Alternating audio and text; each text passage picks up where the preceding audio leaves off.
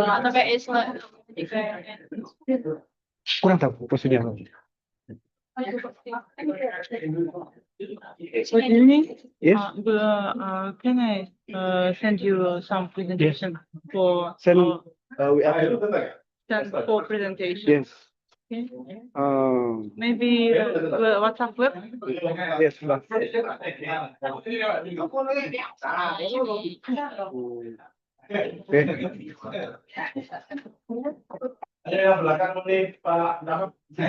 Log out.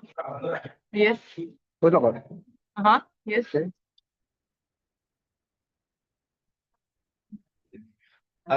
ngirim materi.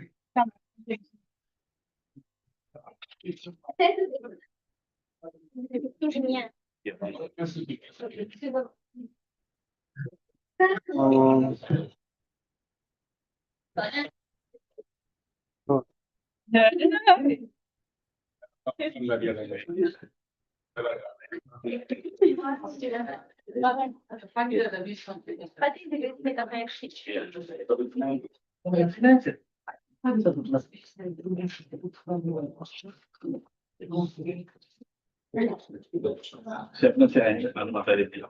Ya. Siapa kita mulai? Maybe you can send your file to me. Oh, Okay. All the smart materi better. Okay. After finish, we can start. I think in the case it will be easy. Apa nama muta? Oh iya. I think we understand. Yes.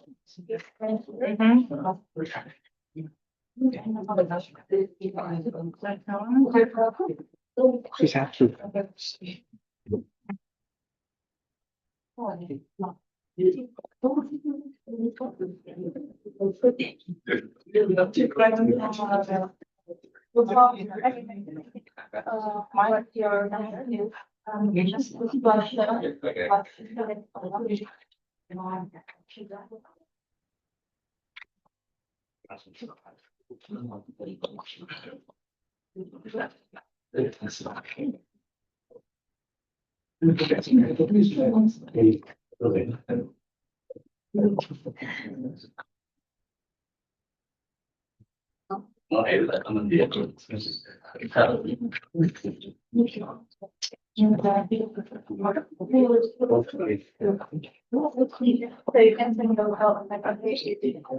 Yes.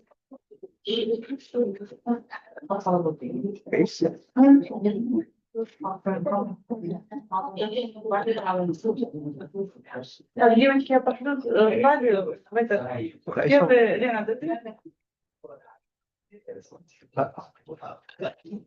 Tadi subuh saya sudah download. Tadi subuh. Apanya? Iso. Iya, no? Itu bikin itu yang tidak mau besar mau lagi. Coba bisa nunggu. Dari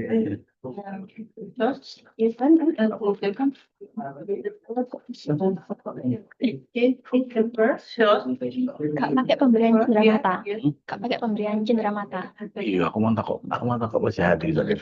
Iya, aduh, Kayak bandeng. tak dulu ya, duit. Ada pasal sing ngelelean kan? apa? Yes. Wae pasal sing ngelelean. Udah habis tuh. Iya. Iya. Aku toko Pak Haji. Nggak usah tapi sing bedo. Ada stok toko di deh. Iya. Habis itu kayak, kalau kayak itu kayak ada podo aja. Terakhir ya. Namanya kayak lupa setengah. Semua materi mas? Ini Siapa ya? Facebooknya saya, Mbak. Gak iso gitu. Nah, emang suka gak jadi download. Kita mulai ya. Ya, kita mulai nomornya.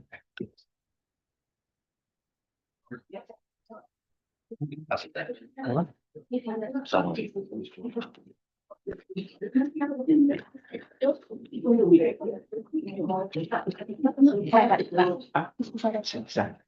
Tes, tes, tes, tes, Bawa bisa kok. Tes. Banten. tes, Orang Banten. Saya Banten ngomong itu mikir. tes, ya. Mikir apa? Ya, Pak. Assalamualaikum warahmatullahi wabarakatuh. Waalaikumsalam. Waalaikumsalam warahmatullahi Waalaikumsalam warahmatullahi wabarakatuh. Hey, good evening, everyone. Welcome to the International Guest Lecture organized by the Master of Management Program, Universitas Muhammadiyah Sidoarjo. Excellency, our great lecture today, our honorable speaker from Esil University, Kazakhstan. Just information, today Prof. Dahmetson can't be here today because she is unwell. We are always, she is better recovery and good healthy. Welcome to Indonesia, welcome to UMSIDA. We are proud and honored to the team from Esil University, Kazakhstan, who have kindly taken the time to share knowledge and experience and then showing our shared commitment to international guest lecture and global academic growth with the UMSIDA community. Thank you. And then welcome to honorable guest, Professor Dr. Andes Riono, MMCIQNR GSA, Head of the Master of Management Program, Universitas Muhammadiyah Sidoarjo. All respect lecturer and academic member, and all Master of Management student, both inside or online class participant.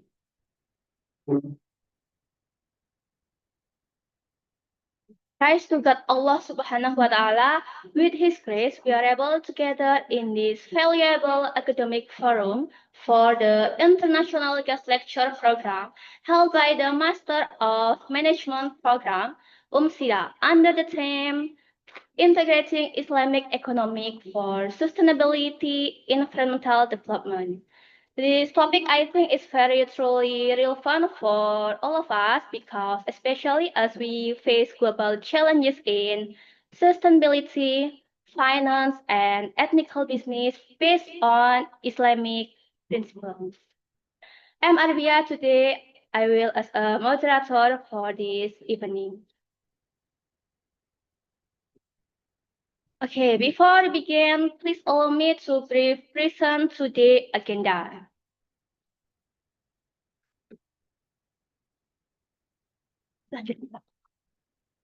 First, we will welcoming speech from the head of Master of Management Program, Professor Dr. Andes Riono, MM, CIQ and RGSA.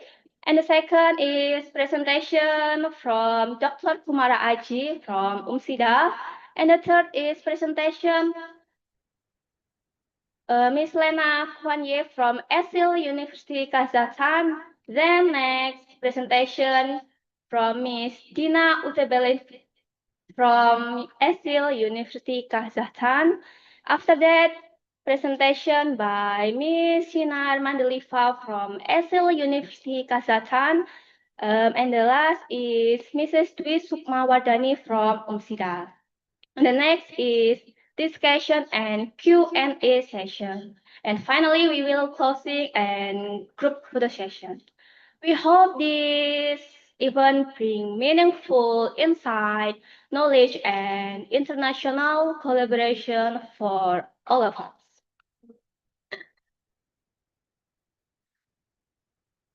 Okay, we will begin with a welcoming speech from Professor Dr. Andes Riono, MM, CIQNR GSA, Head of the Master Management Program. We respectfully invite Prof. Riono to deliver his speech.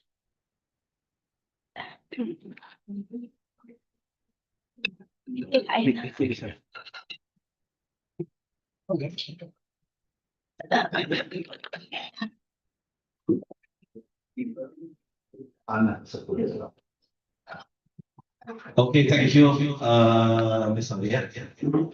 Okay, Assalamualaikum warahmatullahi wabarakatuh. Alhamdulillah, rabbil alamin.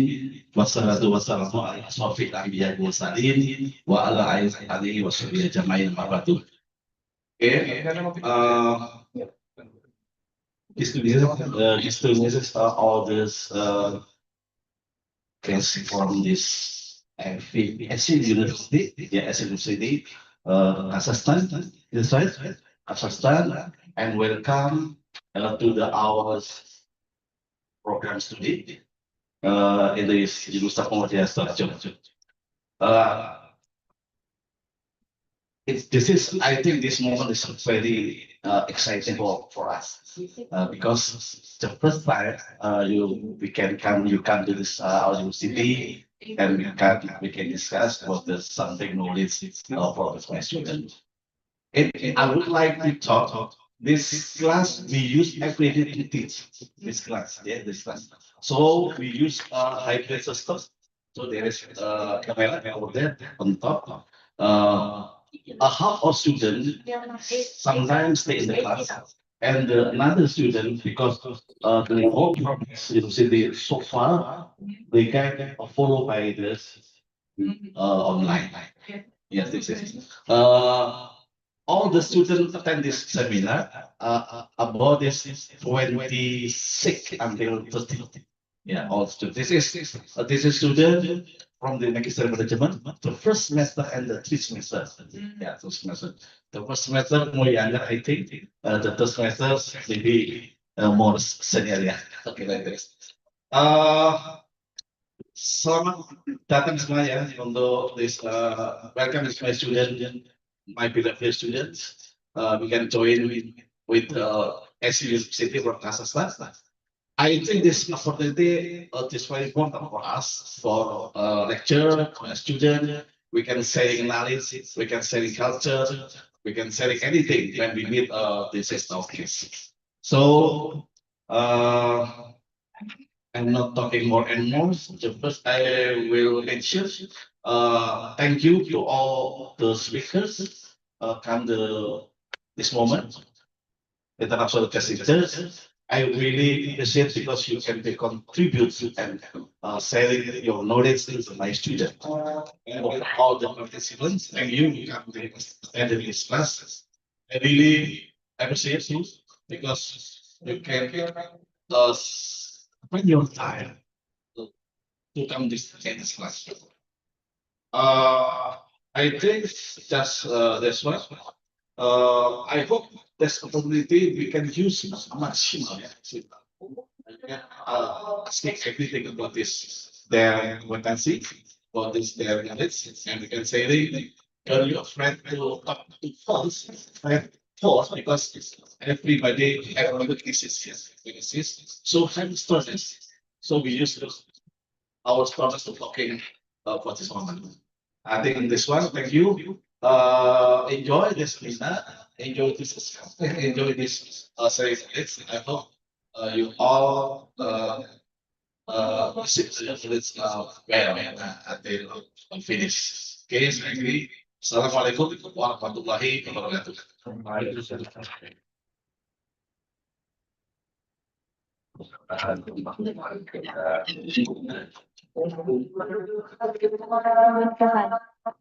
Ini selesai akan. Iya, udah. Saya.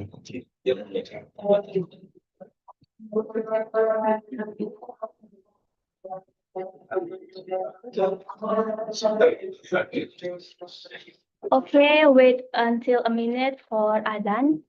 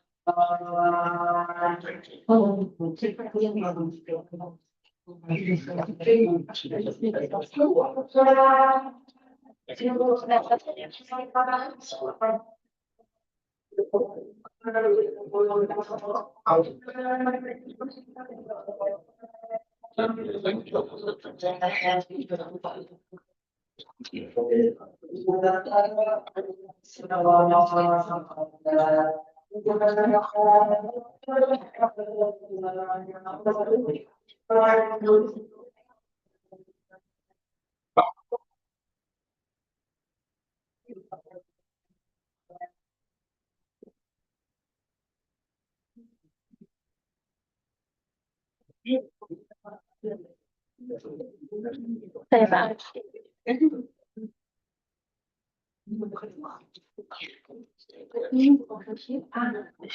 Saya lanjutkan ya Pak. Okay, thank you very much, Prof. Riono, for the valuable message and motivation. In his speech, he also shared his hope this international lecture program will continue to strengthen collaboration. We truly hope that the future partnership, especially between UMSIDA and ESIL University Kazakhstan, can soon be realized and lead to long-term synergy. Now we will enter the core session, starting with the first presentation by Dr. Kumara Aji Kusuma, lecturer from Universitas Muhammadiyah Sidoarjo. Dr. Kumara will share his idea related to Islamic economic and its role in building sustainable environment development. Please welcome Dr. Kumara. The time is yours. Online di sisi yang online berada.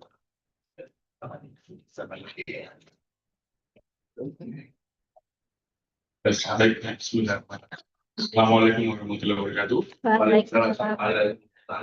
We are the goal of this session, Professor Yono, and also our colleague from Kazakhstan, from SD Suku.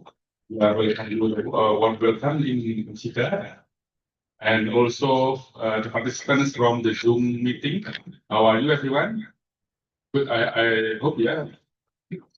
And thank you for the chance for me to give some thoughts in this session.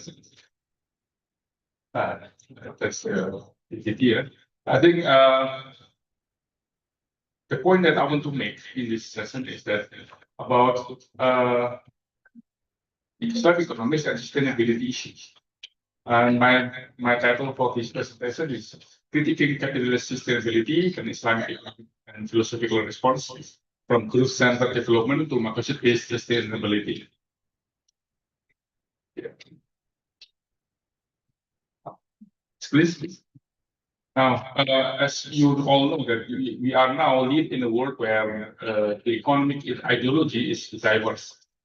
However, we are now being dominated by an economic system, which is the capitalism.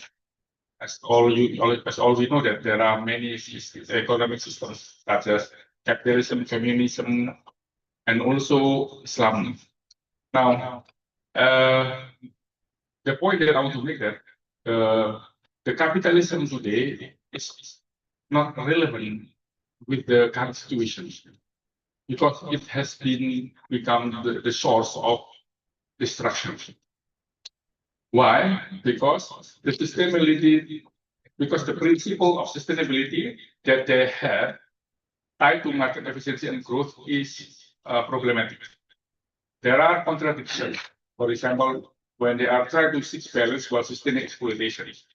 Because in capitalism, the basic principle is the self-interest. When we are living in such system, the effect is that we will do our business based on our self-interest. If it's not give us interest in terms of profit, we will neglect it, and we will pursue what is profitable for the business. And by this, they become exploitative to the nature. And now we can see that there are destructions in the nature, in the air, in the water, on the land, and it's because of the business, industrial activities. And the industrial activities is dominated by the capitalists. That is why the nature it commodifies nature and turns sustainability into marketing tool. Okay. So everything is a marketing tool from them. What we often call greenwashing, while its core logic of profit remains untouched. So because the problem is because they're based on secular humanism and utilitarian ethics. Next, please. Now, one ideology that also become popular nowadays is that Islam economics. Islam has a vision about sustainability. As you know, that the foundational concepts of Islam is tawhid, divine unity, that there is no other creator in this world besides God. There is Allah subhanahu wa ta'ala. And also the second foundational concept is khilafah, which is stewardship, that God has given it to human to become the leader of this world, in this earth. And then the third foundational concept is the mizan, or the balance. Islam and so humans as justice, maintaining justice, al-adl, and harmony, because human has the obligation to maintain the earth based on God's value. And then economy become moral activities aligned with divine order.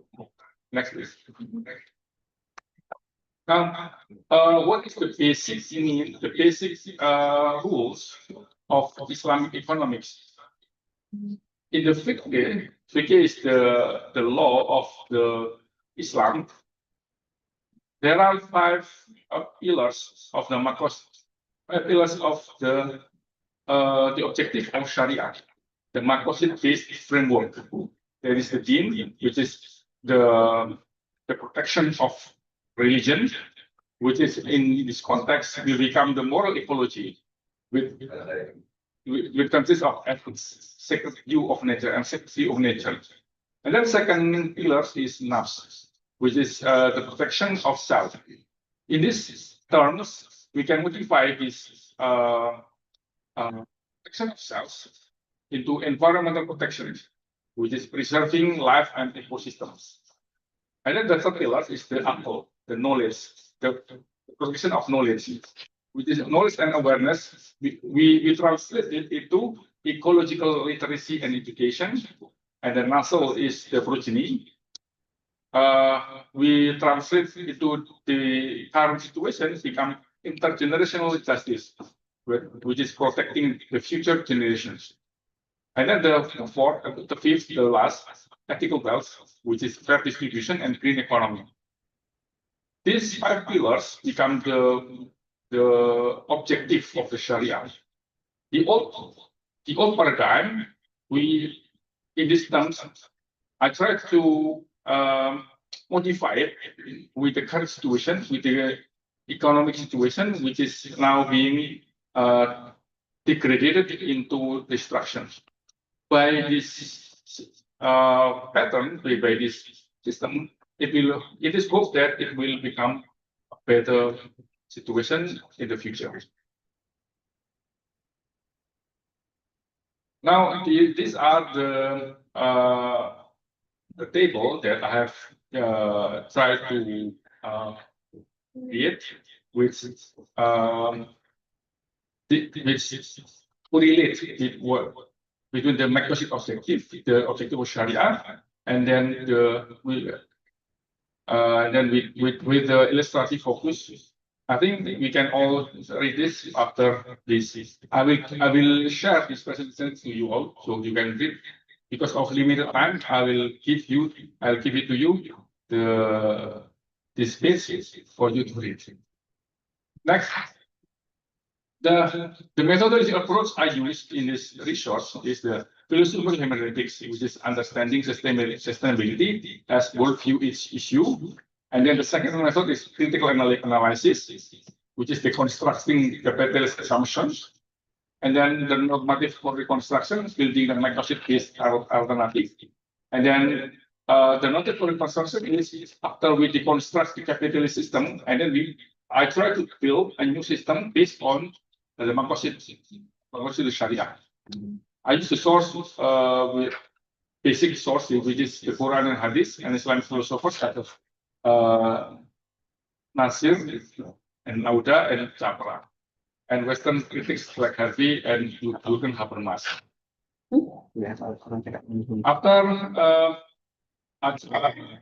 From my research, I found that there is a failure of capitalist sustainability. Capitalist sustainability fails on the three levels. It separates humans from nature, the ontology, and then limits knowledge to material logic, the epistemology, and prioritizes profit over ethics, theology. This leads to what I call sustainable unsustainability. Sustainable unsustainability. I hope you understand the concept, right? Next. Now, on the reconstruction of the system, which is from growth to balance. Islam redefines development as falah, holistic well-being.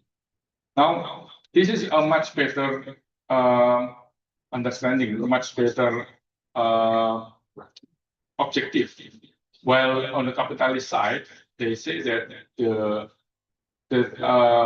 interest, the self-interest is the basic of the human nature. While in Islam, is falah, it is the holistic well-being. And then the second is the mizan, which is the balance, and al-adl, which is the justice, as principles of true progress. Sustainability equals to divine trust or amanah, not market choice. And this has become the basic tenets of the Islamic economics. So I conclude that Islam defines development as falah or holistic well-being, not GDP growth. True progress lies in mizan and al-adl, balance and justice, where sustainability becomes an act of divine responsibility, not an economic strategy. Next. Now, on the mechanism, after we have the philosophy, the ideology, how about the institutional mechanisms? There are 4 instruments that can be used in terms of using this new system, which is the waqf or endowment, which is funding renewable energy and the conservation, and then productive zakat, which is supporting green entrepreneurship. The third pillar is green sukuk. Green sukuk is like obligation, Islamic obligations. No, an obligation of bonds, Islamic bonds. Okay, so sukuk is equals to bonds in the conventional terms. Green sukuk, which is financing sustainable infrastructure, and then the fourth is Islamic moral economy, which is aligning profit with purpose. So Islamic finance provides real tools to operationalize sustainability, such as a waqf for environmental projects, and then zakat productive for green entrepreneurship, and then green sukuk for renewable infrastructure. Next.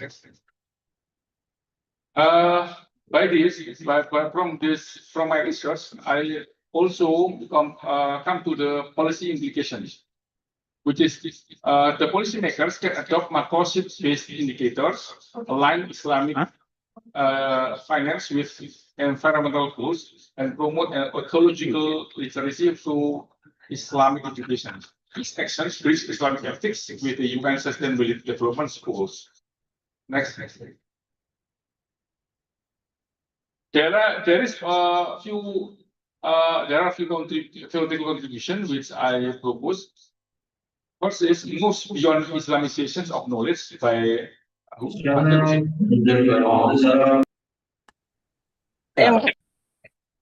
yes, moves beyond Islamization of knowledge to Islamizations of sustainability. The second theoretical contribution is integrates ethics, ecology, and economy under Tawhid. And then the third one is provides a moral spiritual foundation for sustainable development.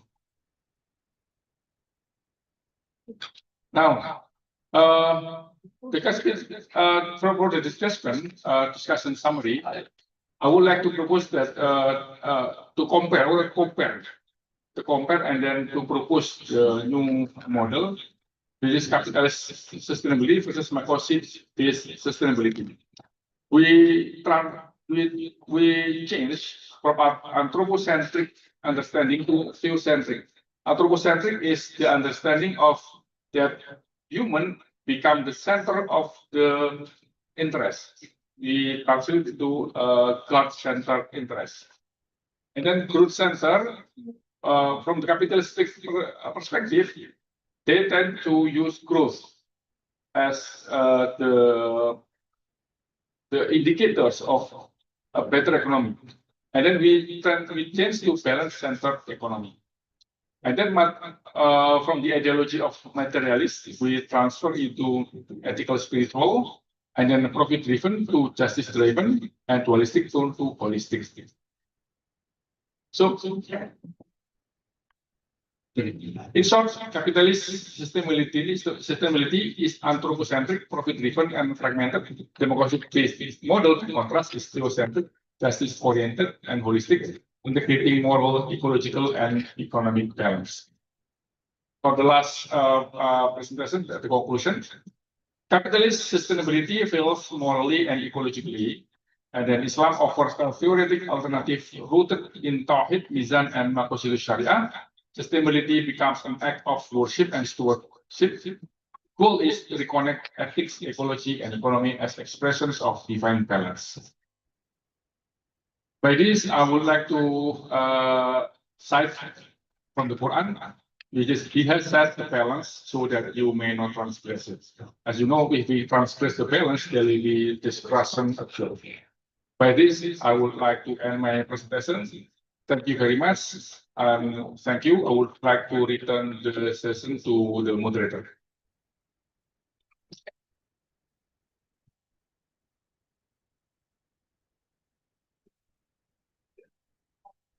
Okay, thank you very much, Dr. Kumara, for your inspiring and insightful presentation. Next, we will hear a presentation from Miss Lena Kwanye from Estil University, Kazakhstan. She's present for Insight Related Islamic Economics. Please give applause for her presenter.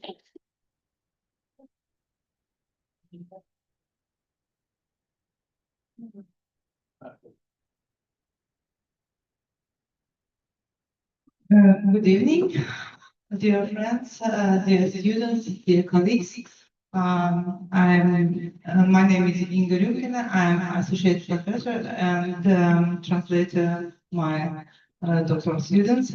And we are very glad to be here today. And we hope our lecture, our efforts,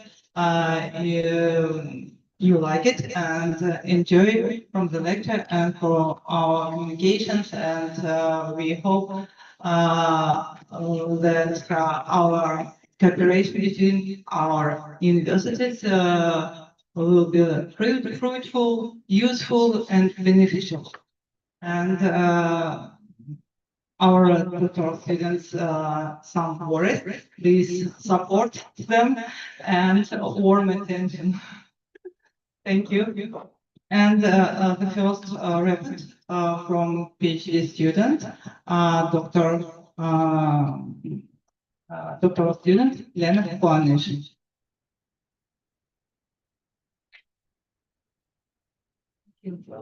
Hello everyone, my name is Lena Kwanye. Nice to see you. The topic of my presentation today is the roadmap for decarbonizing Kazakhstan's heavy industry, managing ESG risks and opportunities. I would like to briefly introduce my country, Kazakhstan. It is the 9th largest country in the worldwide land area. You can see it in figure 1. It has a population of over 20 million people. Our country is known for its 4 distinct seasons. Winters can be extremely harsh, with temperatures sometimes dropping to as low as -50 degrees Celsius. Because of the extremely cold climate in our country, coal is widely used to heat residential buildings and public facilities through large heat and power generation plants. As a result, Kazakhstan is one of the countries that heavily depend on coal. This can be clearly seen in figure 2. Kazakhstan is among the world's 30 emitters of greenhouse gases, ranking 23rd in total emissions, 11th in per capita emissions, and 9th in emissions relative to gross domestic product. Currently, 66.7% of electricity and 80% of energy in Kazakhstan are generated from coal. At the same time, about 70% of greenhouse gas emissions come specifically from consumption. This situation may pose a significant challenge in Kazakhstan's goal of achieving carbon neutrality by 2060. You can see Kazakhstan's strategy for achieving carbon neutrality by 2060 in figure Three. Dependence on coal leads not only to environmental, but also to economic and social risks. Due to global green trend, the demand for coal-based product is steadily declining. Starting in 2026, the European Union's carbon border adjustment mechanism will come into force. This may result in additional charges on product exported from Kazakhstan that have a high carbon footprint. According to UNCTAD estimates, Kazakhstan's exports would decline by up to 352 million USD per year. According to 2023 data, coal production in Kazakhstan amounted to approximately 107 million tons. The main consumers of coal are the metallurgy, chemical, and construction industry. Heavy industry accounts for 48.9% of total coal consumption, including non-porous metallurgy, 40.2%, and porous metallurgy, 26.9%, while other sectors make up 10.9%. In this regard, ESG opportunities and pathways for decarbonization have been analyzed. This can be seen in figure 4.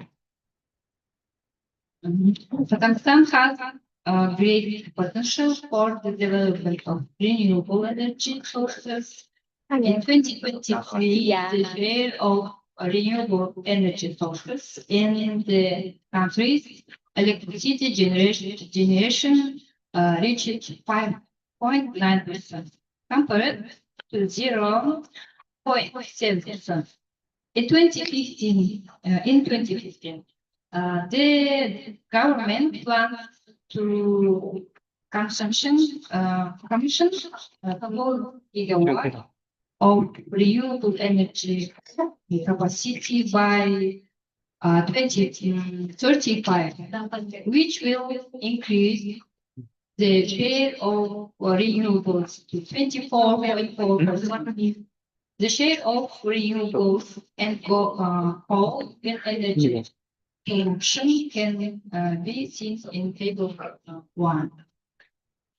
The opportunities for achieving Kazakhstan's greenhouse gas emission reduction goals can be seen in the work analysis presented in table 2. And the total analysis is presented in graphical form and on the following slide. First, establish research and development clusters, the creation of green clusters, and the strengthening of innovation-oriented research focuses on the development of renewable energy sources. Will make it possible to localize technologies and reduce dependence on inputs. Second, gradual phase out of coal by progressively decarbonization coal-fired thermal power plants and replacing them with renewable energy sources. It is possible to significantly reduce emissions in the energy sector. Third, strengthening international cooperation.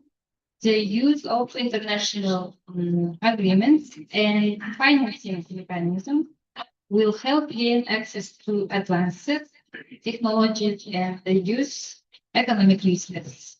4. Human capital development. The introduction of education and professional training program will make it possible to retrain workers from coal-producing regions for employment in the renewable energy sector and other high-tech industries. This will provide a systematic approach to reducing emissions and achieving carbon neutrality by 2050. Institutional reforms based on scientific evidence and managerial innovation will enable Kazakhstan to build a competitive and diversified economy. Moreover, achieving carbon neutrality will enhance the country's international investment attractiveness and strengthen the global competitiveness of its industrial sector. Therefore, comprehensive strategies grounded in the principles of low carbon development will help make the national economy environmentally safe and sustainable. This progress is not only about fulfilling environmental commitments, but also about unlocking new technological opportunities. The transition to a green economy represents a unique opportunity for Kazakhstan to shift toward a new model of development aligned with global trends. The decarbonization of Kazakhstan's heavy industry is not an obligation, but an opportunity. It will not only help preserve the country's competitiveness in the global market, but also make a significant contribution to protecting public health and the environment. Thank you for your attention.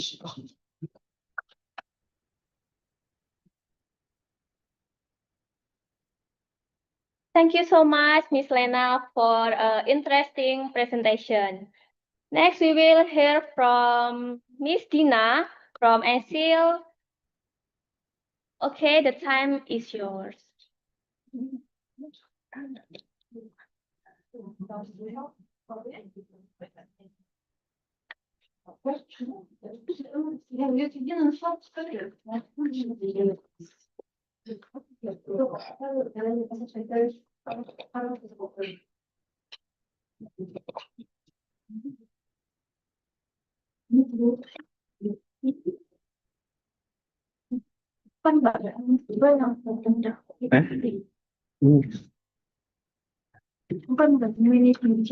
Yang satu. Tina. Oh, Tina. Oh, iya.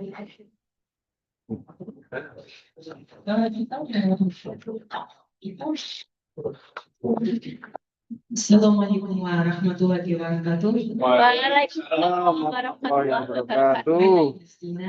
I represent the element of digital platforms transformation of the global economy. Dear friends, Dina talks in Russian in Kazakhstan, Kazakh language, and after I translate. Okay. Цифрлық платформалардың дамуы әлемдік экономикаға айтарлықтай әсер етіп, жаңа бизнес модельдерді құруға, жаһандық жеткізу тізбегін өзгертуге, бәсекелестік ортаның өзгеруіне ықпал етті. Бұл тақырыптың өзектілігі цифрлық платформалар санының қарқынды өсуімен, олардың экономиканың негізгі салаларын интеграциялаумен, жүйелік эффектілермен және ауқымдылығымен сипатталатын платформалық экономиканы қалыптастырудағы рөлімен анықталады. The rapid growth of digital platforms is reshaping economic structures, creating new business models and transforming global supply chains through unique network effects and unprecedented scalability. Next. Next one.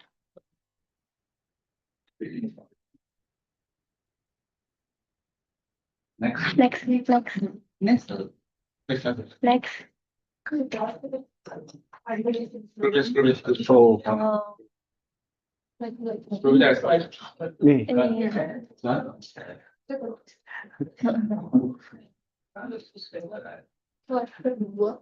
Ini kedua. itu ya.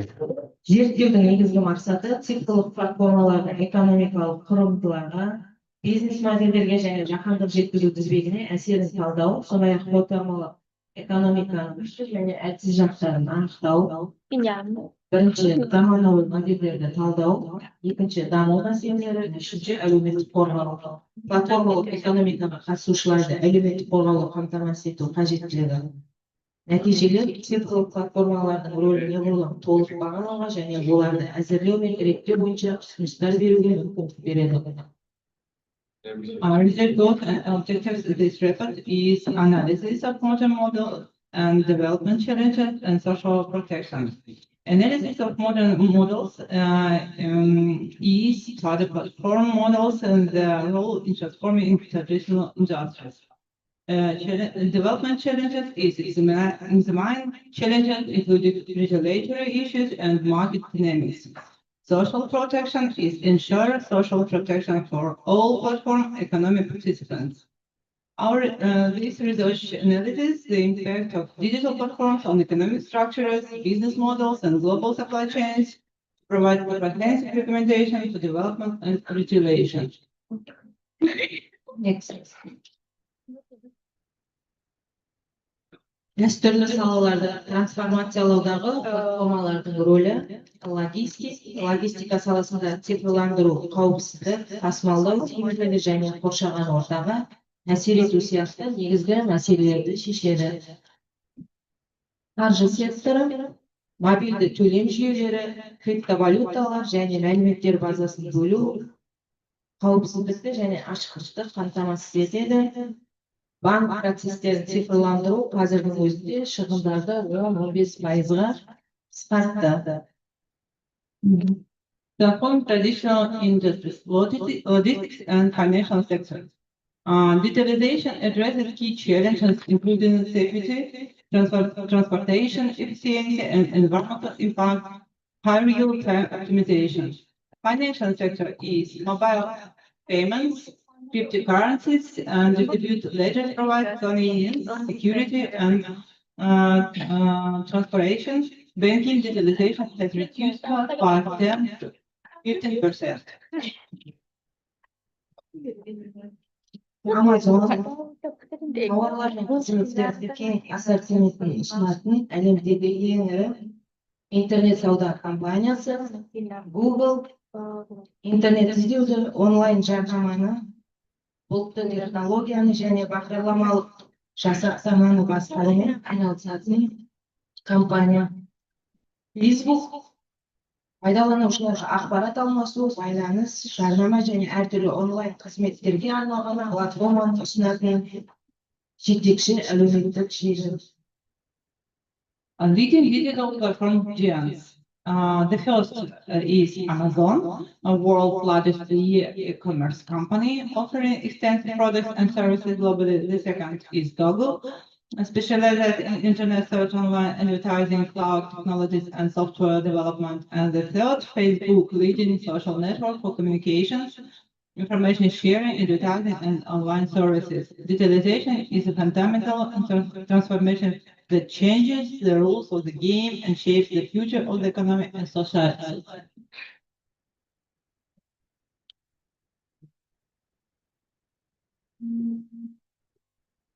Uber оптимизация, перевоз пайдаланушыларға таксиге және тасымалдаудың басқа түрлеріне тапсырыс беруге мүмкіндік беретін қызмет.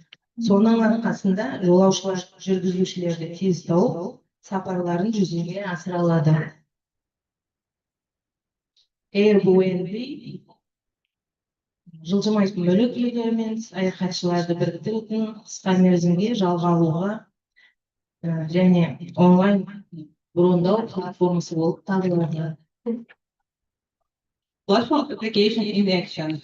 Uber is transportation optimization. Connects passenger with drivers instantly, displaying estimate arrival times and travel duration.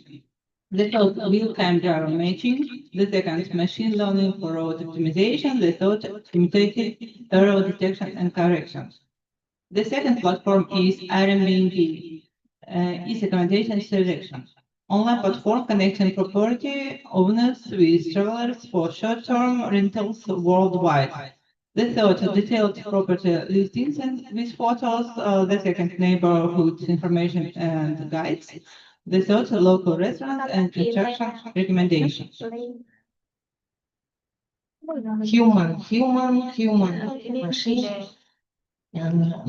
machine.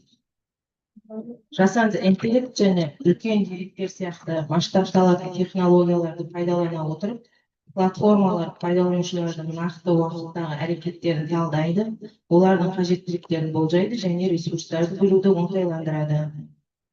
Машиналық оқыту алгоритмдерді ұсыныстарды жекелендіруді қамтамасыз етеді.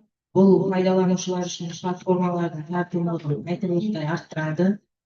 Алайда платформалардың экономиканың дамуы әсіресе еңбек саласында және құқықтық реттеуде жаңа сын-қатерлер туғызады, жүйенің тұрақтылығы үшін бейімделу шешімдерін талап етеді. Платформалық экономиканың басты ерекшеліктерінің бірі экономикалық қызметке кірудегі кедергілерді азайту. Бұл әсіресе шағын бизнес пен жеке тұлғалар үшін маңызды. The platform economy ecosystem. Digital platforms transforms the economy by connecting suppliers and customers through scalable technologies like cloud computing, i.e., artificial intelligence and big data to optimize resource allocation in real time. Human. Direct interaction between platforms, users for services and transactions. Human machine. Users interact with algorithms and digital services for optimization. Machine. Automated data exchange between systems for seamless operations. A key feature, reduce barriers to economic activity, especially important for small businesses and individuals with platforms like Uber, Airbnb, and Upwork. Проблемалар тоқталатын болсақ, бірінші утечка личных данных, екінші недостаточные законодательства, үшінші ценообразование, төртінші отсутствие прав и год для работников. Platform regulation, problems and solutions, such as personal data leakage, implement strict protection standards, mandatory certification, and penalties for violations. Insufficient legislation, develop specialization regulation and create international standards for platform governance. Predatory pricing, establish maximum commission limits and create independent regulatory bodies. Worker rights gap, introduce universal social protection system for all worker categories. International and national legislation must adapt to close legal gaps created by rapid platform economic development. Алайда мұндай модель табыстың тұрақсыздығына және әлеуметтік қорғаудың болмауына әкеледі. Бұл әсіресе дағдарыс кезеңінде өте маңызды. Сонымен қатар платформалар дәстүрлі компанияларға жеңілдетілген бағамен қызмет көрсету арқылы айтарлықтай қысым жасайды. Бұл оларды еңбек жағдайларын нашарлатуға және жалақыны төмендетуге мәжбүр етеді. Мысалы, такси жүргізушілері Uberден, ал қонақүйлер Airbnb'ден бәсекелестікке тап болады. Financial challenges for platform suppliers. Income instability, volatility of prices and demand creates uncertainty. Solutions. Develop guaranteed minimum income mechanisms and support programs during low demand periods. The second, maintenance costs. Suppliers cover equipment, separation insurance, fuel, and vehicle repairs. The third, transaction security. Lack of security guarantees poses fraud risk. Solution. implement insurance mechanisms, participant verification, and arbitration systems. Thank you. Next. Цифрлық платформалар нарықтарды өзгерту және бизнес пен тұтынушылар үшін жаңа мүмкіндіктер жасау арқылы айтарлықтай артықшылықтарға ие, бірақ олардың дамуы жұмысшылардың қиындықтармен бірге жүреді. Бұл проблемаларды шешу үшін заңнаманы жаңартуды және қызметкерлердің құқықтарын қорғауды қоса алғанда кешенді тәсіл қажет. Болашақта платформалық экономика дамытуды, жаңа нарықтар құруды және бәсекелестікті арттыруды жалғастырады. Бірақ оның табысты теңдестірілген шешімдер жасау үшін мемлекеттердің, компаниялардың және қоғамның тиімді ынтымақтастығына байланысты болады. Платформалық экономиканың барлық қатысушыларының мүдделерін ескеретін кешенді тәсіл ғана оның экономикалық өсу және азаматтардың өмір сүру сапасын арттыру үшін мүмкіндіктерін барынша арттыруға мүмкіндік береді. The future of the platform economy. Digital platforms offer significant advantages, transforming markets and creating new opportunities. However, the development brings challenges including worker vulnerability and regulatory gaps. Success depends on effective collaboration between governments, companies, and society to create balanced solutions. Addressing these challenges requires modernizing legislation and protecting workers' rights. Only by considering the interest of all stakeholders can we maximize the potential of platform for economic growth and improving quality of life. Thank you. Thank you for this. Thank you for a great presentation. Our next speaker is Miss Sinar. She will continue the discussion about managing change in the higher education system based on competency forecasting. The time is yours, Miss Sinar. Thank you. Good evening, everyone. I'm very glad to be with you today. And today we are from two universities. We are doctoral students from universities of Kazakhstan. We have University of Astana about the city with my colleague Helena, and from University from Aktau City. It's a city on the shores of Caspian Sea. I'm a doctoral student of Kiev University. We are united by one scientific supervisor, the Military Program. And today I will talk about my project. My project called Change Management and Higher Education based on competency forecasting. Patently that the world is changing very fast. New technology and the digital economy are creating new jobs and new skills.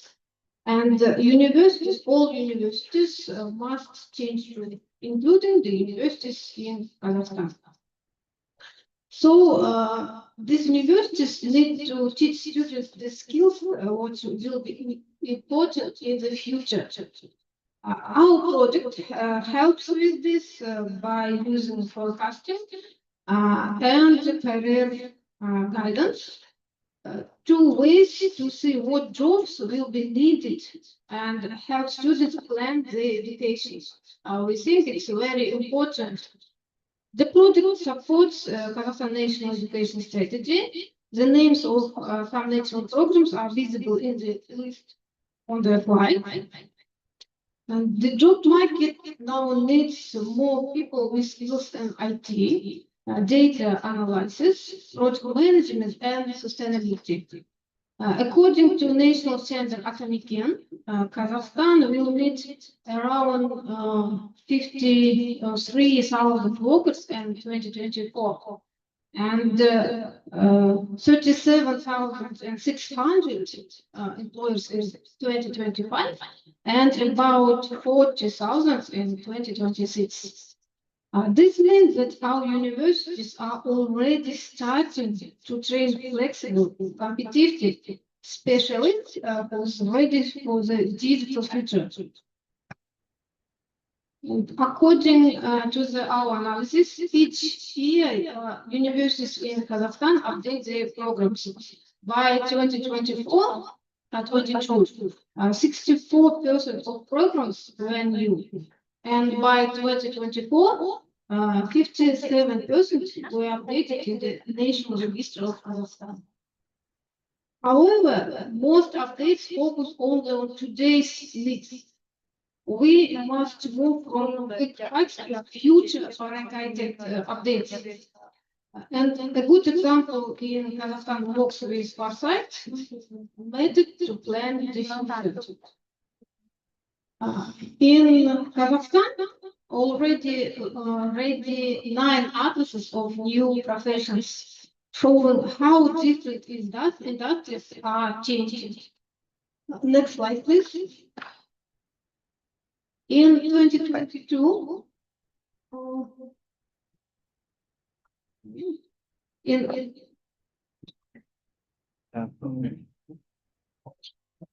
2022,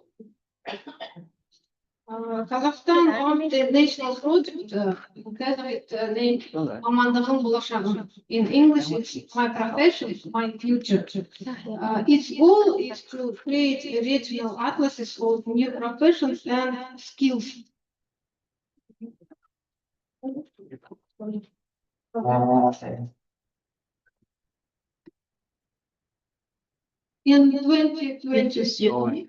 In 2023, the first Farsight sessions were held in Mangistau region, Aktau city in this region, in Mangistau region. And we start our project. At this time, the first atlases was development, and atlases include 39 new professions in 3 industries. It's very important industries for Mangistau region. This success helps expand the project in other regions. So from 2023 to 2025, we developed another 6 regions of Kazakhstan. We developed another 6 atlases. I work as a project coordinator. I organize research, work with regional experts, and finalize the results of this project. We, employers, government representatives, and education representatives took part in our Farsight sessions.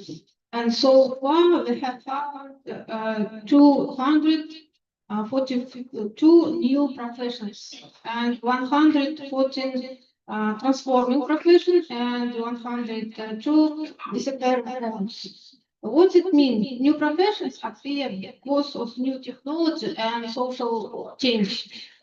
Transforming professions are changing as digital tools grow.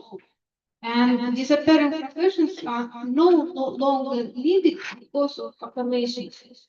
These results show that the project works as a tool to predict workforce needs and help universities prepare students for the job in the future. Next slide, please.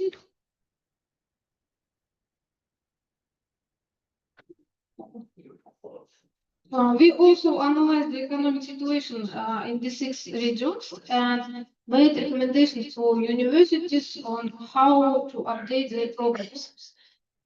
We suggested change to the National Register of Professions, National Kazakhstan Register of Professions. Another important part of the project career guidance for school students. We served almost 84,000 students, age 13 and 17 to 17, and the results show that 17% want to go to university, and 13.5% want to study at college. This shows a strong motivation to learn and provides that education program must change now to meet future needs. The next stage of our project will test a change management model for universities using Agile and Farsight principles. We plan to include Atlas data in university planning and create guidelines for the Ministry of Education of Kazakhstan to build adaptive and modern universities. We will also continue higher education students, helping them understand new jobs and make smart career choices. In summary, our project shows that combining foresight, agile methods, and digital tools can help in new higher education and make it a strong driver of human capital development in Kazakhstan. And we know that we cannot see into the future, but we can predict it and be prepared for it. Thank you very much for your attention. If you have questions, we are ready to answer all your questions. Thank you. Okay, please give applause for Miss Sinan. Once again, please give applause for more Creed. Okay. Our next speaker is Miss Layla. She will continue the discussion about development of public administration method in the Republic of Kazakhstan in the field green economy. Miss Layla, the time is yours. Assalamualaikum warahmatullahi wabarakatuh. Warahmatullahi wabarakatuh. Bismillahirrahmanirrahim. My name is Leila Kibasova. I am a second year PhD student in the state and the local government educational program. I'm a doctoral student at Lesture University in Moscow, Kazakhstan. I would like to present my report. It is titled Development of Public Administration and House in the Republic of Kazakhstan in the field of green economy. The transition to a green economy is one of the key areas of sustainable development in the modern world. For Kazakhstan and Indonesia, which possess rich natural resources but different economic structures, issues of public administration in this area are particularly relevant. Theoretical foundations of green economy. A green economy is defined as one that aims to improve human well-being and the social equality while significantly reducing environmental risks and natural resource scarcity. Key principles include the sustainable use of natural resources, energy efficiency, and transition of renewable energy sources, and the reduction of carbon emissions. Public administration in the field of green economy in Kazakhstan. Kazakhstan approached the concept of transition to a green economy in 2030. The program's goals are to increase the share of renewable energy sources to 15% by 2030 and to 50% by 2050. State policy is implemented through the program Just Energy of the Future within the framework of the strategic document Kazakhstan 2050. According to the Ministry of Ecology, Geology and Natural Resources, in 2024, the share of renewable energy sources in the country's energy balance was 6.2%. Development of regional renewable energy projects and clusters, increasing the role of public-private partnerships, joint initiatives of Kazakhstan and Indonesia in the field of green technologies and the exchange of experience. expansion of training programs and international internship. Kazakhstan faces the challenge of economic transformation in the context of global climate change and its obligations to the international community. A green economy is becoming a strategic priority, ensuring sustainable development, creating new jobs, and reducing environmental damage. Global trends, the global community is switching to renewable energy sources, economic benefits, new sectors, and the innovation technologies. The Republic of Kazakhstan has developed a comprehensive regulatory framework, including the development concepts, legislation, and the strategic programs. This framework is based on national environmental policy and international agreements, such as the Paris Agreement.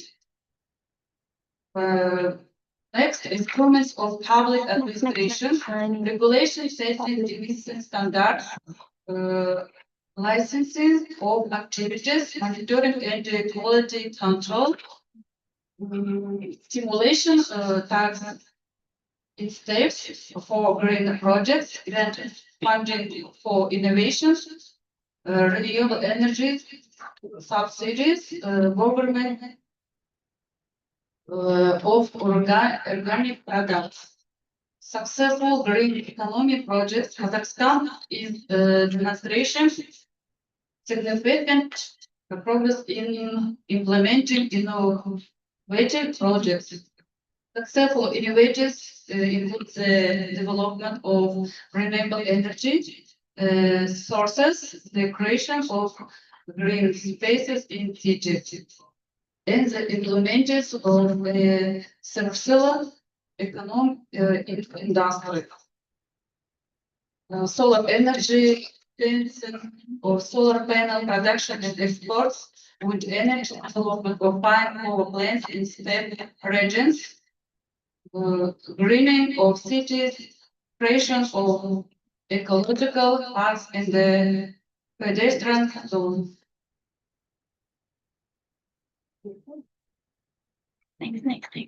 Kazakhstan streets reach equal potential of wind and solar state interest in decarbonization. Kazakhstan weakness lack of power transmission infrastructure. Indonesia's strength high investment in renewable energy and geothermal energy extensive support from international partners. Indonesia's weakness depends on coal in some regions, regional differences in policy implementation. Next. Thank you. Okay, good applause for Lily.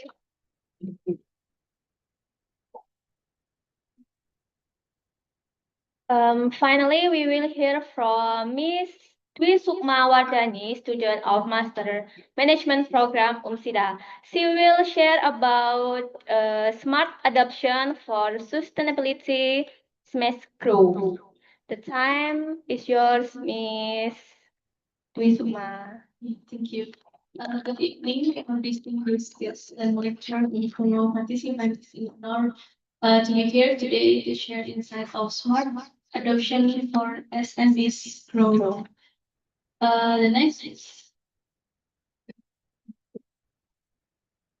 this presentation is explore how digital transformation through risk management system and digital marketing and behavioral readiness can drive sustainable growth and economic micro, small, and medium enterprises in Indonesia.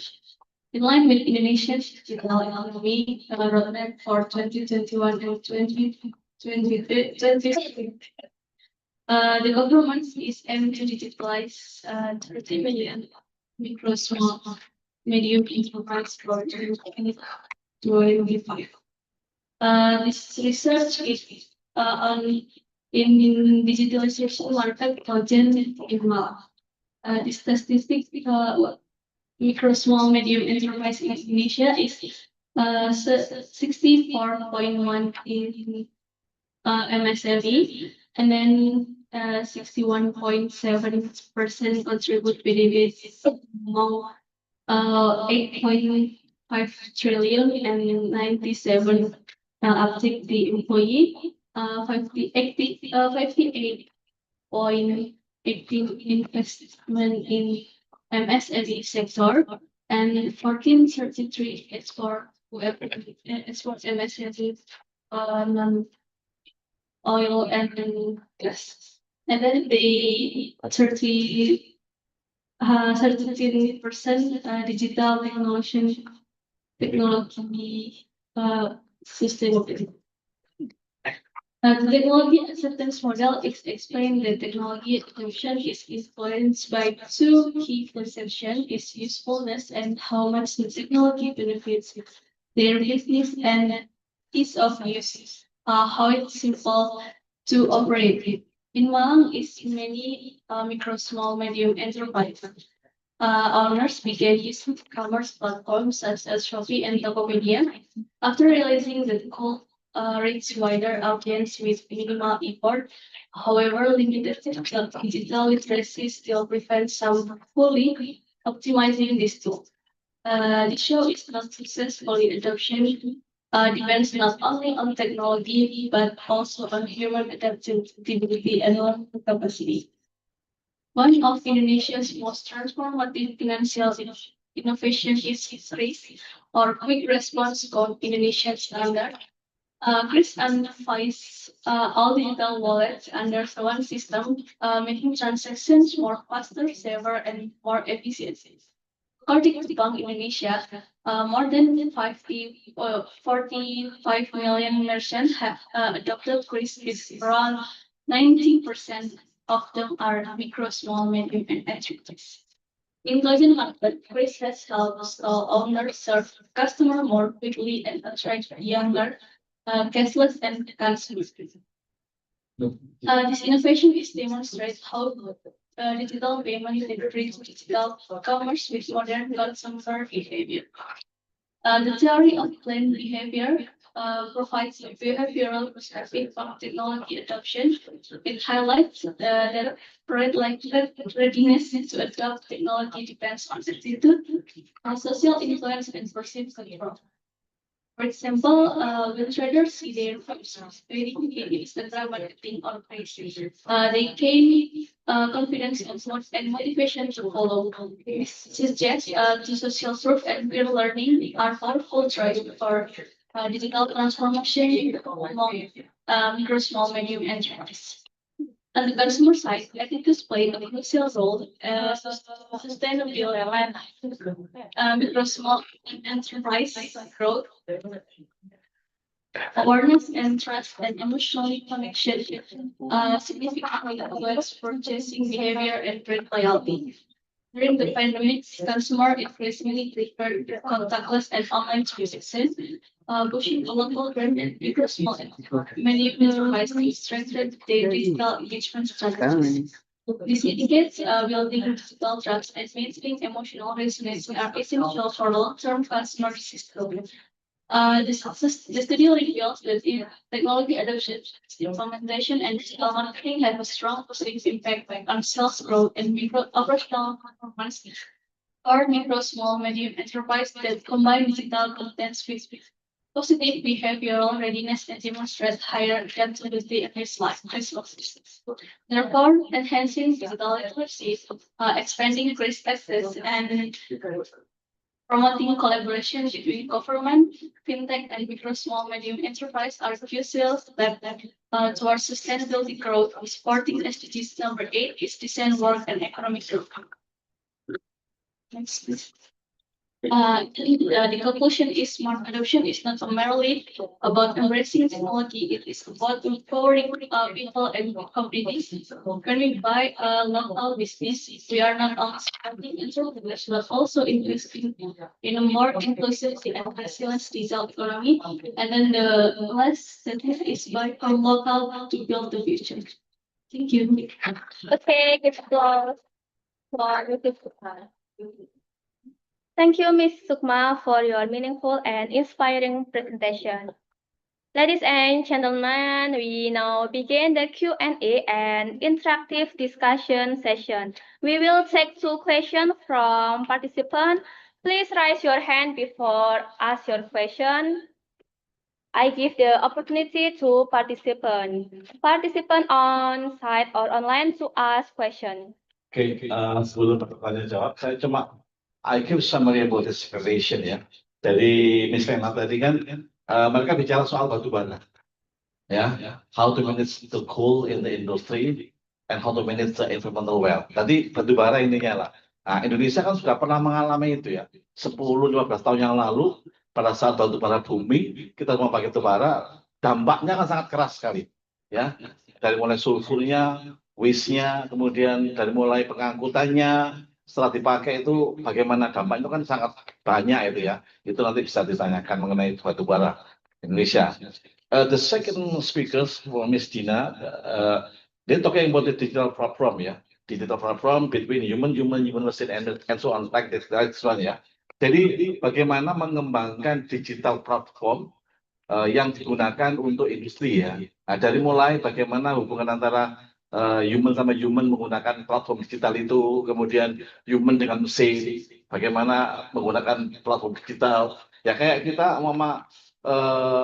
kalau kita beli sesuatu kan sudah kita menggunakan B2B, B2C kayak gitulah ya, itu cerita mengenai itu. Kemudian dia bahas juga masa depan platform itu kayak apa ya. Kemudian pentingnya collaboration, segmentation advantage, pentingnya satu keuntungan segmentasi itu serta bagaimana transformasi masih terjadi di dalam development digital development. Dan yang ketiga tadi oleh Miss Shina tadi, dia talking about this managing thing. Kayaknya ini human resources ya, SDM ya. Dia cerita how to managing things system based on the temporary forecasting. Jadi dia menggunakan perencanaan untuk merubah suatu kondisi di dalam data instrumennya dia. Sehingga dia apa yang harus dilakukan, kemudian apa yang akan harus dilakukan, naik berikutnya bagaimana. Sehingga dia bilang ada satu kondisi yang there is future challenge ya. Jadi di masa depan itu tantangannya lebih besar kalau kita mau merubah suatu perubahan di dalam suatu manajemen dengan menggunakan sistem based on the kompetensi forecasting. Kemudian yang terakhir tadi saya lihat Mr. Laila, this very exciting about this development of public administration. Jadi dia mencoba menggunakan green economy di dalam pengembangan dari publik administrasinya dia. Jadi bagaimana semua hubungan geonomi sehingga harapannya itu adalah semua pengembangan di sistem administrasinya tidak mengganggu terhadap lingkungan dia. Nah, itu kira-kira yang ada dari 4 itu. Nah, silakan kalau mau ada yang tanya, bahasa Indonesia boleh, bahasa Jawa boleh, jelas saja bahasa Arab. Ya, aku gak ngerti. Ya. Jelas gak ngerti ya. Nah, ini maksudnya tadi bicara tentang SMS ya, SMIS ya, UMKM. Ya, UMKM kan kita sudah tahu banyak mengenai UMKM ya. Kalau di Sukmat ini gak usah tahu kok baca di dewi. Ya, tanyakan itu. Pertanyaannya jangan rumit ya. Simple saja. Mungkin satu one sentence lah.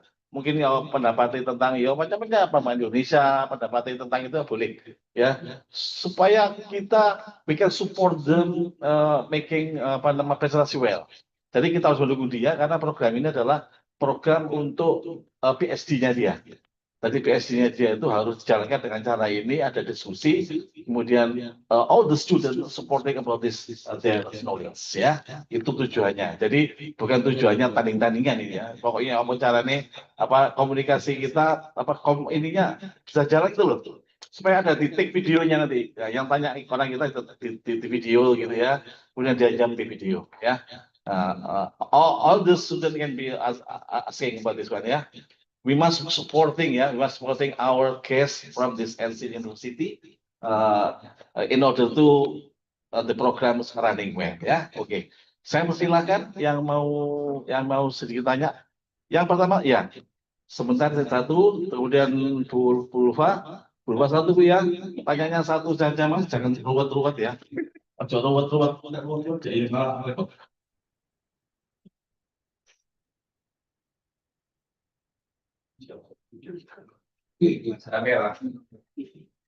Assalamualaikum warahmatullahi wabarakatuh. Waalaikumsalam.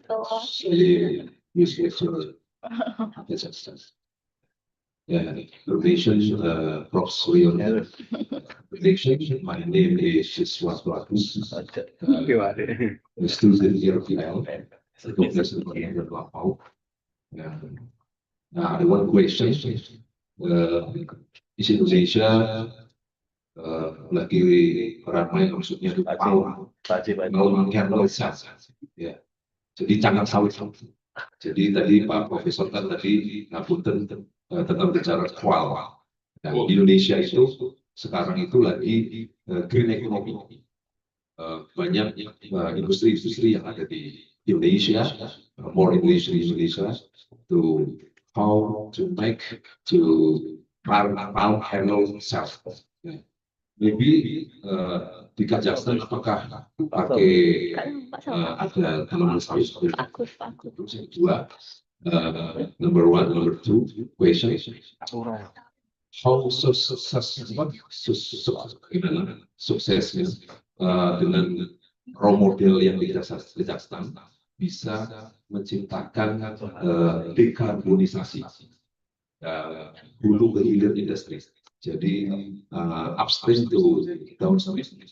Jadi gimana caranya how make you decarbonization industry upstream to downstream. Yeah, thank you, Professor. Ya. Oke, keep applause.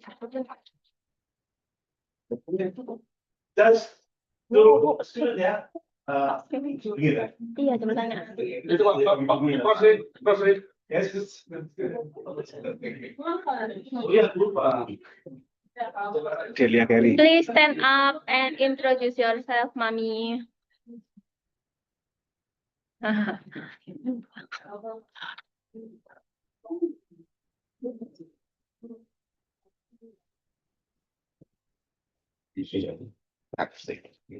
Thank you. As interesting us, about coal. As we know that in the world there are many advantages and disadvantages about coal in the world. And I want to ask you about what are the environment effect of coal mining. Thank you. Okay, thank you for the question, Miss Ulfa. Thank you for the question. First question from Mr. Agus, yes. Yes. The first question was, is there any alternative besides coal, like full crude palm oil for in Kazakhstan that will give alternative for the green economy? Есть ли, его журналисты спрашивают, кроме угля и других нефтегазовых углеводородов, есть ли другие альтернативы энергии или альтернативные для декарбонизации, на ваш взгляд?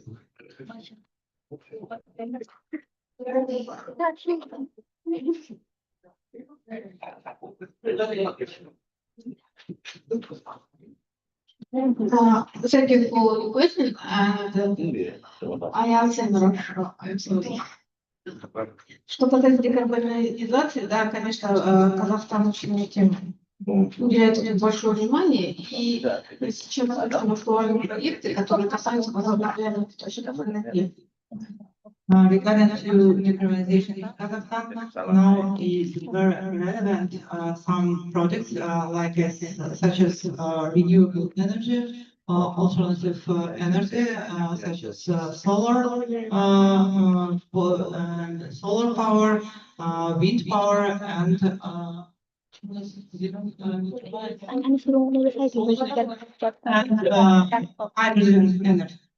hydrogen energy. Информацию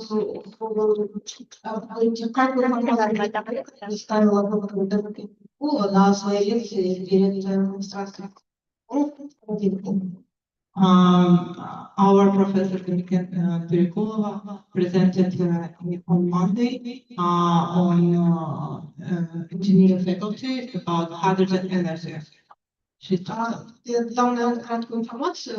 Значит, в магистровском регионе разрабатывается проект для Азии. Значит, компания, крупная зарубежная компания, строит большой завод. In Kazakhstan has 17 provinces or regions, and one of them is Mangistau district has one mega project. The title of them of Higher Asia. Суть проекта, значит, когда рассматривали Республику Казахстан, значит, Мангистауский регион, он, значит, это город степи, пустыни, и там очень сильные ветра. Поэтому иностранная компания выбрала именно этот регион, потому что там большие возможности, значит, для использования этих возможностей. Mangistau district is the wind is desert and in the many solar. That is why this region is chosen from different others districts because of the climate and some nature resources are suitable for this project. Ну и мы говорили о прогнозировании, учитывая, что в будущем, когда допустим завод, значит, ну, сейчас проект уже реализуется, в будущем нужны будут специалисты, поэтому на базе всех университетов был открыт совместный университет совместно с германскими университетами. Этот университет специализирует третий год. That is why this project requires some specialties in this project. That is why in Yesenov University, which is situated on Caspian Sea, opened some specialties on this project.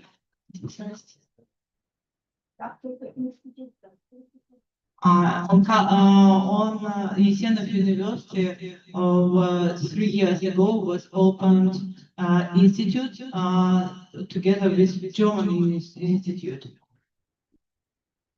Первые специальности, которые были открыты, значит, это непосредственно энергетика, специальности, связанные с энергетикой, учитывая, что у нас, значит, регион на Каспийском море, сейчас тоже идут разработки, вообще все, что касается энергетики.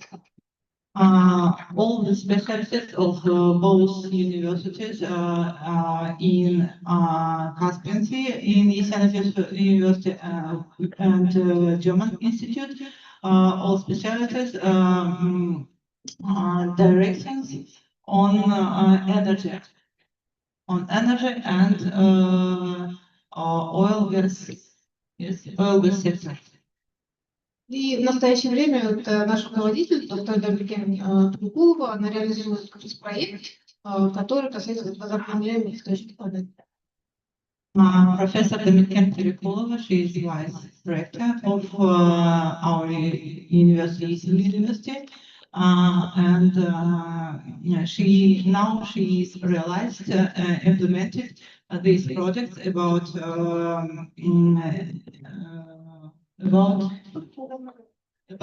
renewable energy in Kazakhstan.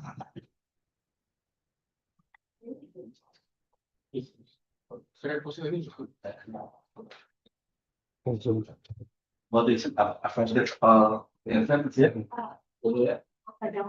yeah. What kind of impact when the company uses coal? We know this when the industry uses coal, there is advantage and disadvantage. So the question for this is what impact when the company using coal on the April on the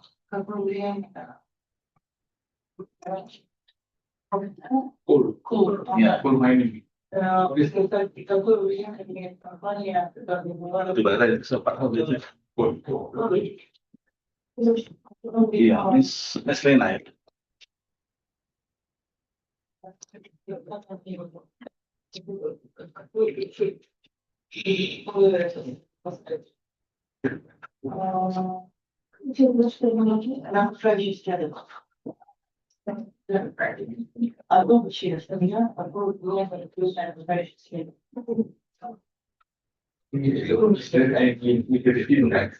Main pool was. Pencemaran udara itu Anda lihat bisa Masih dulu beberapa tanya.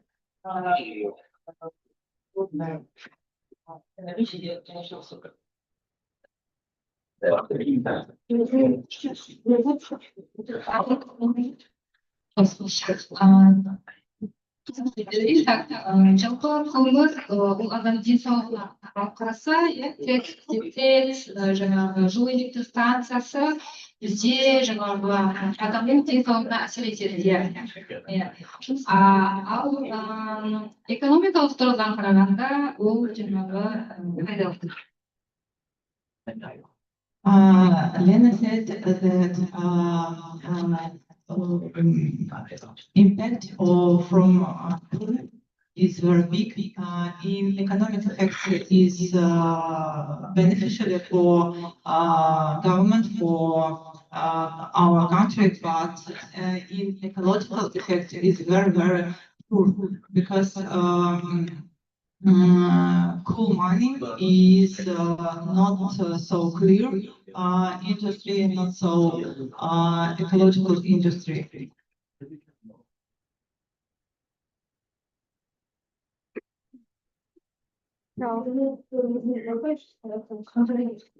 yes. Yes.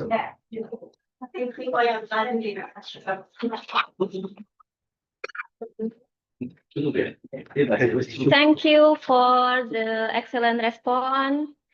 Ini saya mau nyapa teman-teman yang ada di Zoom dulu. Can I ask Dr. Kumar? Have you any best practices in capitalism which you maybe apply in Islamic economics or not? Best practices. Yes. Okay, thank you for the question. Is there any best practices in capitalism which can be applied in economics? Yeah. I think in terms of practices, there are many best practices in capitalism. But the thing that must be fixed, I think, because we see it as a destruction, is the moral interest. Because when we understand capitalism, they tend to exploit the nature. I think we have to have a standard, a moral standard regarding the nature. Because in Islam, we believe that we have to safeguard the nature. We must not exploit the nature and also the social. That is why the moral compass should be applied in the capitalist mechanisms, the instruments, and then especially on the moral side of the capitalists, I think.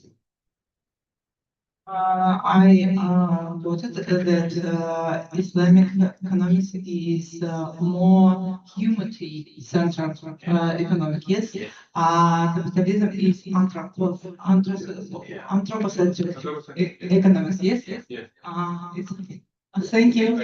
Yeah, now it's more clear for me. It's okay. Thank you for your question. Yeah. Harus kita kemana?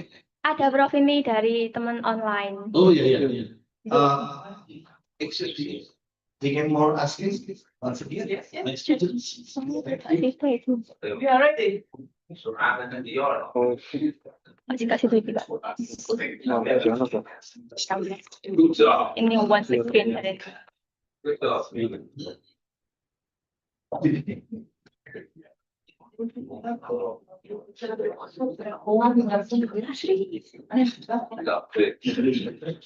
Okay, thank you. Listen to Miss Laila, please. Again, what Miss Laila explained about Kazakhstan economic strategy.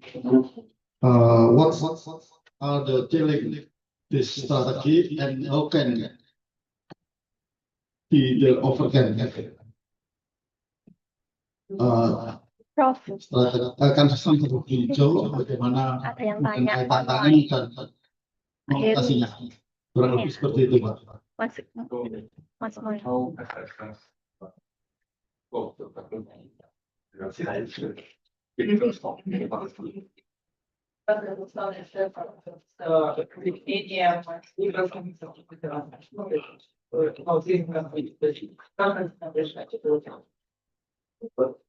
Okay, after discussion, wait a moment.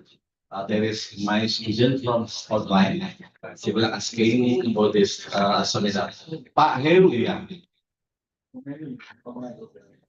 Yes. Ya, silakan Pak Heru, silakan bertanya kepada siapa. Ini ada kan tadi kan sudah ada ya. Ada Bu Lena, Miss Lena, Miss Gina, Miss Shina, and then Miss Rela. Dengan tanya yang mana?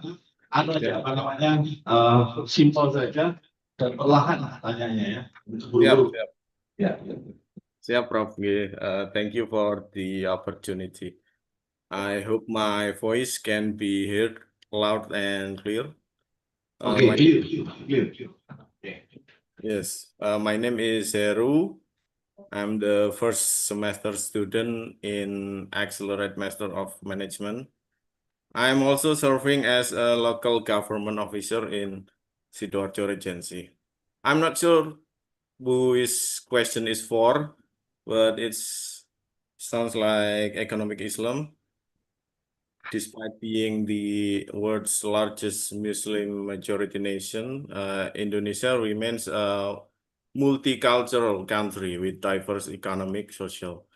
And what is the greatest challenge in implementing Islamic economic in Indonesian varied society, even though the majority is Muslim? And what should the hexahelix do to overcome this challenge, consisting, of course, the government?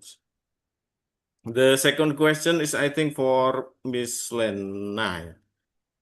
Considering the recent increase of vehicle engine problem, reportedly to use the inappropriate fuel like carbon-free ethanol, how far can ethanol truly reduce carbon emission without compromising vehicle performance? I think the question is this, Mr. Professor? Thank you. Okay, enough. Pak Heru, thank you for the question. I think this question was really exciting to answer because talking about this green economy, and then the economic Islamic ini Cina. Ya, agar economic Islamic capitalism mau saja. Oke, silakan lagi. Jadi ada pertanyaan pertama lagi? Iya. Okay, I will ask the first, the second question from Mr. Why Indonesia as a country which is its population is Islamic in majority, but not implementing Islamic economics? What is the problem? The problem first is education.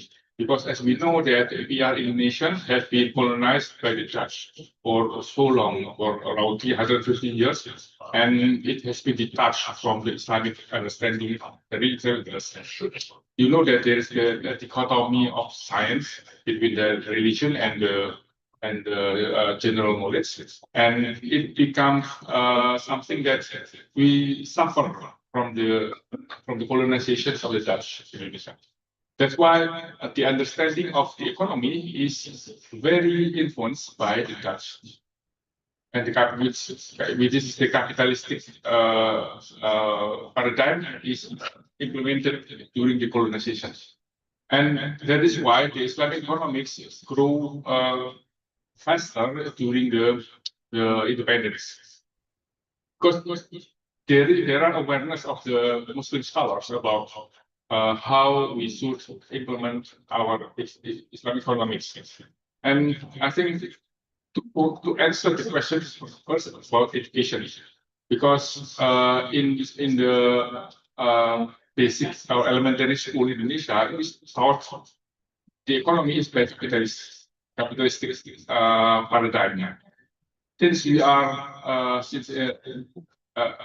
elementary and then junior high school and then in the college, we are taught about capitalistic economy. And now, since the rise of the Islamic economics is also as like a tsunami right now, I think it should be understood that education is the key, the primary key to have a better or to erase the old paradigm, which is the Dutch paradigm. I think that is the main problem. Okay. Next, also.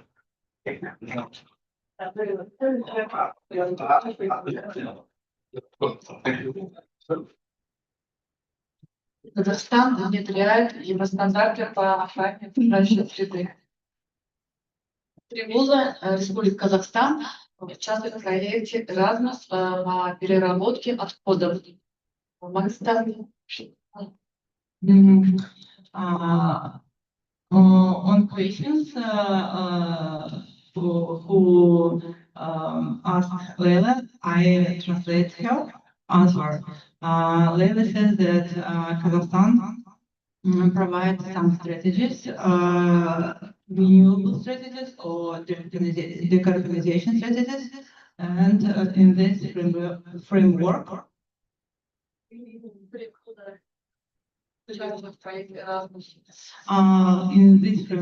three universities of Kazakhstan take part in some mega projects. The title is Erasmus. Maybe you know, is European Union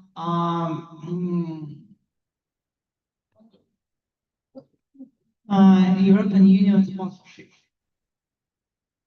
В Магистранском регионе есть предприятие по переработке отходов. In Mangistal district has one big fabric about circular economy, circular recycling industry, and we recycling plastic and other things. Yeah. Я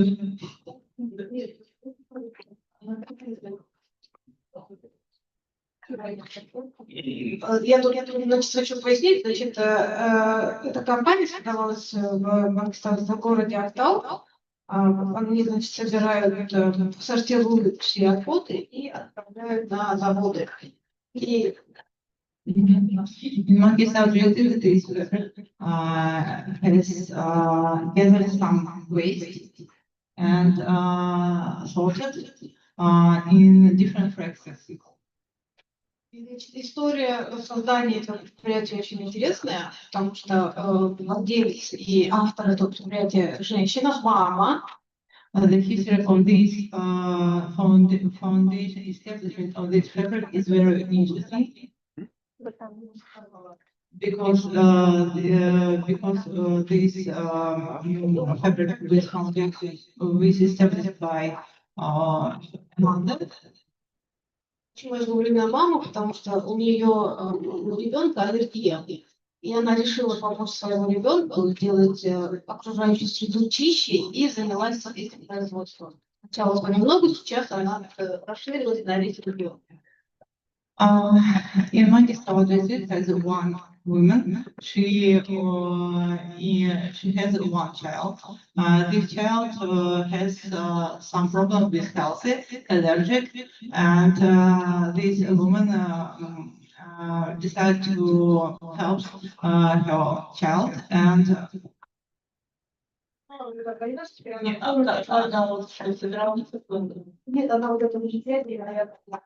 she established this organization and step by step she grows to big fabric.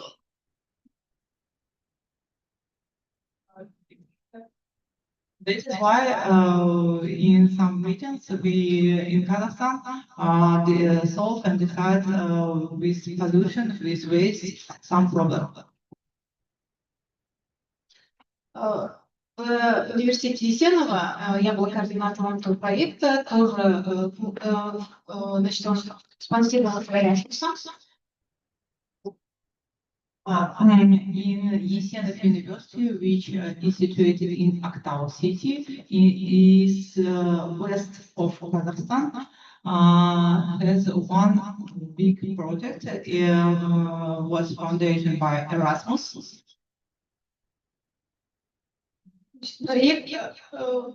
Проект значит, по формированию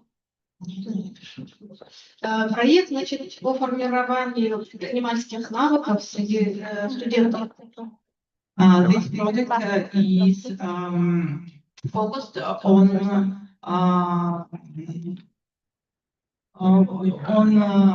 formation and increase in the entrepreneurship skills on students. В рамках этого проекта студенты разработали проект по разработке умной скамейки.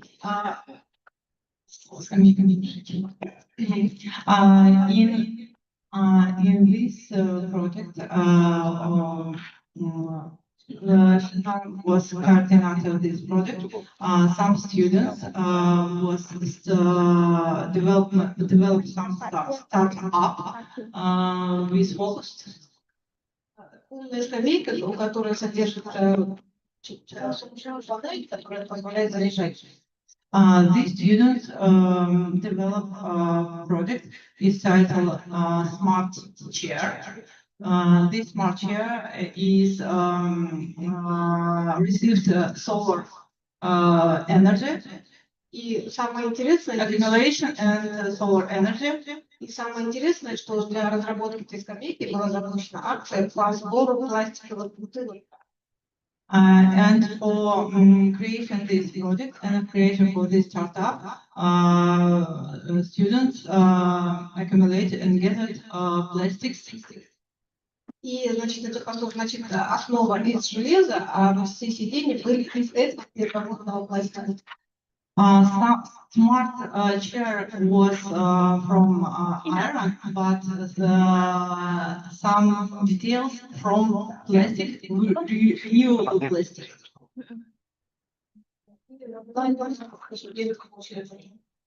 On this project, on this smart chair, the students receive patent or other registration of Kazakhstan.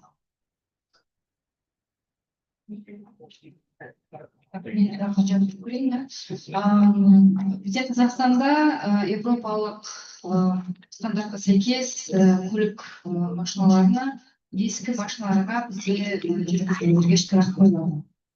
Ертең бізде Қазақстанда қазіргі қоғамдар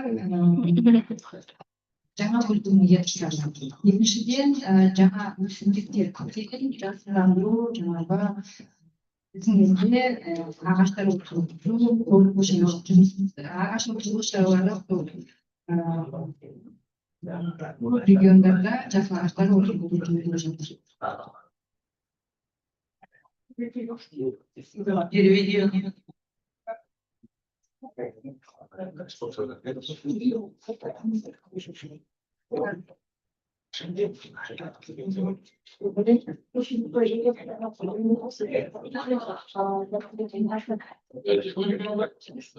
Answer on question to Lena. Lena said that how the Kazakhstan solve some problem with pollution. And in Kazakhstan involved some ERA standard.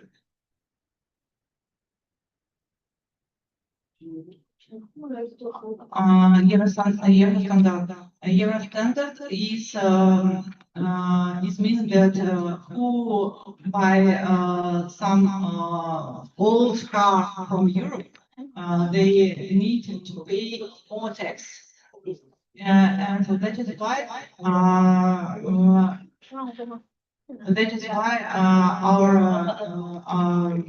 our driver buy only new car from Europe, not old, because the old car is more tax. And the second decision to solve something about pollution, Kazakhstan more become more greener,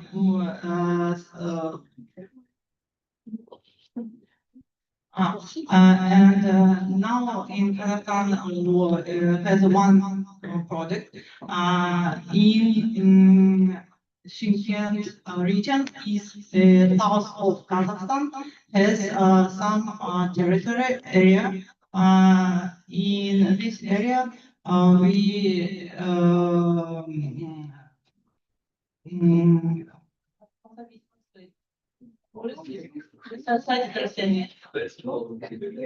in this territory, this area grow trees with big leaves. Yes, big leaves. These big leaves, deponization, carbon gas. Yes, carbon gas. Is carbon gas? These big leaves. Deponization, carbon dioxide, and in Kazakhstan, forests very small share, and big territory is steppes and deserts. So that is why Kazakhstan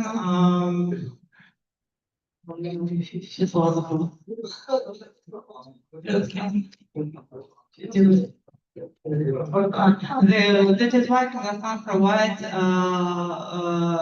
like China, who grows some trees. It's very big and can receive subsidies and other. Okay, please give applause for our speaker. Thank you for all the questions and to our speaker for the excellent response. Okay, let's move to next agenda, session of Group 2. Okay, please, all on-site participants.